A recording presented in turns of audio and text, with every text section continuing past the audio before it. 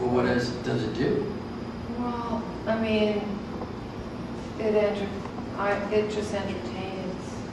Well, I think I mean, that's, that's what it I don't think does. it does much entertaining. Well, it does for me. Yeah. I mean, it's just totally entertaining. Well, it's an indication that you're getting very old. No, I've always found television extremely entertaining ever since we got a television in the You felt entertained. mid-1950s. Yeah, I was really entertained by television. Yeah, I And just I watch think it that's to important go to also. sleep, actually. Well, do you, I mean, If I'm too don't- awake, that's I what watch you it and I do. just go to I sleep. mean, you must like it. Yeah, but, you know, What do you think people are forced to see media art? I mean, it's fun.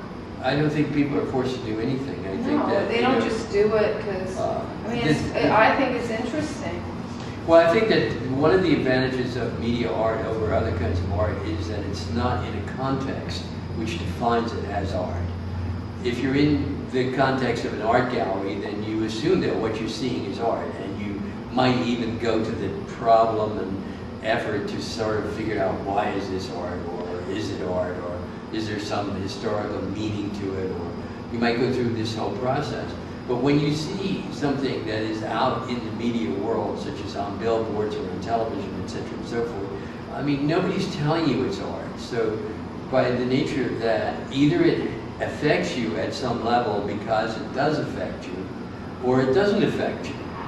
You know, and if it, whether it affects you or not, doesn't elevate it as an artwork. But that makes it modern art. I mean, it's modern art because modern art also has the same, abstract art also, people, has the same effect as what you just said. I mean, people don't know for sure why they like it or what it does to them because they can't see an image. I mean, with media art, you can see an image, but you can't really see painting.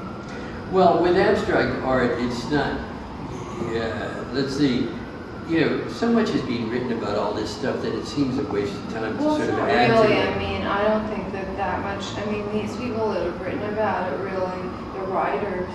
I mean, these are not necessarily artists that have written about it.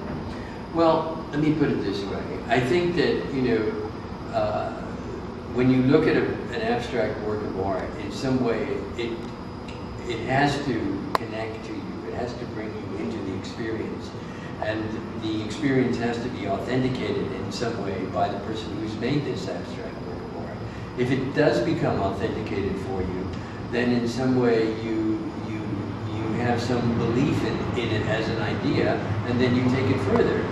And I think that when you pass by a billboard that says, signify something, you don't have to stop and look. You take the idea with you. You may reject the idea. You may say, I'm not interested in that.